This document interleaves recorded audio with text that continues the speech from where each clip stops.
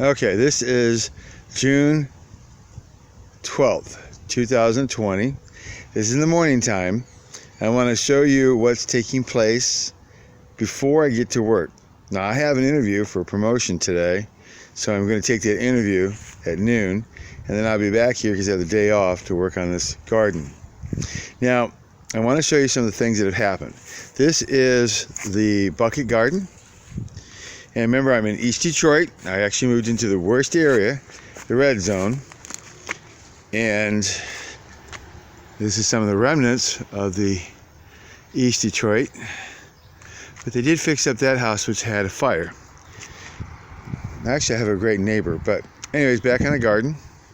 Here is the garden as it is right now. Now, some of these, I grew them up as seeds. Majority of them, I bought them from a local nursery, small plants of course, and then kept them growing until I was able to pot them up into the 5 gallons. This started from an experiment that I saw on YouTube, and I thought, well, let's see if it works. And then I bought these teepee bamboo trellises to do this. So here is the product of what's happened so far, and most of this was done this last week, putting it into the 5 gallons. And then, as you can see, my strawberries, there was a YouTube that I saw that I really liked, where they put strawberries on top and they cut holes and to the side. Now, I will be doing a video on that today. I have 7 strawberry plants to put into a 5 gallon bucket today to show you how this is done. Now, the reason I did this is because 2 years ago, when we did a garden into this clay area, very bad area, we had lots of problems of slugs and snails and animals getting to our tomatoes and everything else, that it was just almost impossible to get much in the line of crops out of this. So I figured if we can raise it up and then fence it off, we have a better chance of getting food. And during this problems with the virus, that's going to be a very big priority. I want to show you what's going on here. Here's one of my small pepper plants that I purchased. And as you can see, it already has peppers growing on it. And then, of course, real quickly, I'll go over here. I've got to show you this. But here's one of the tomato plants that I grew. I started this out from seed. And as you can see, I got tomatoes growing. This is one of the first ones that I started from seed. And here's the carrots. They've taken off quite well in the bucket. When you get your plants, either have your dusting powder or whatever you're going to use to keep the pests away, and then so you can use it, because we already had problems with cabbage worms. Now notice all these little pieces of seeds that got in here from one of the trees. It makes it gardening, as far as weeding goes, real easy, because you can take a sit and scoot, bring a little lawn chair out here, and you can sit here and you can weed these rather quickly because it's up above here. I'll get the rest of those today. And then this is the broccoli, cabbage, every kind of herb possible. That's today. That's this morning. Now there's going to be a lot more, because I'm going to show you. Here's a little garden going on. And this is what we have left to do. We have today these to take care of. All these babies right here need to be taken care of. One of my herbs. We had a real bad wind last night, real bad. And we've had an infestation of worms. That apparently these had eggs on them before we got them, because the worms just broke out like crazy. And then we have this here to do. 51 buckets.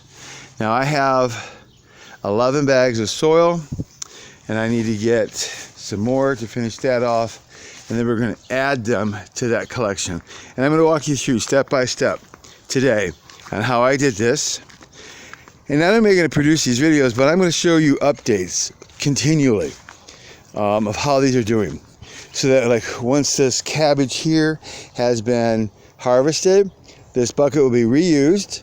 I'm going to fill it up with more food, grow them from seeds, And then I'm going to put this down in the basement of my house where I'll have a greenhouse for these things to grow. The herbs will continue to grow that way. The celery, I'll take the roots of these things and replant them, and then keep this all going.